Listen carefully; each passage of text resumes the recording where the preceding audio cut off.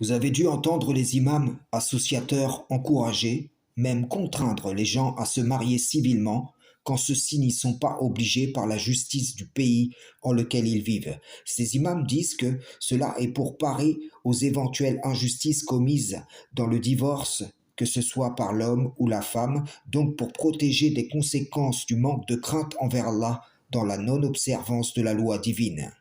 Ils veulent contraindre les gens à placer entre eux une loi humaine dans l'espérance que celle-ci les empêche de transgresser la loi divine.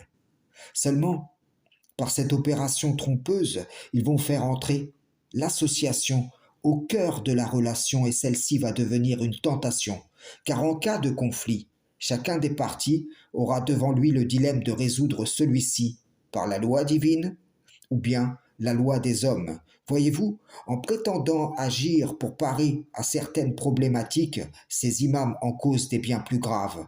Au-delà du remplacement de la crainte d'Allah par la crainte de l'État, au travers de ces décrets, les hommes ou les femmes pervers useront de la loi humaine en contradiction avec la loi ou en contournement de la loi divine si celle-ci est à leur avantage.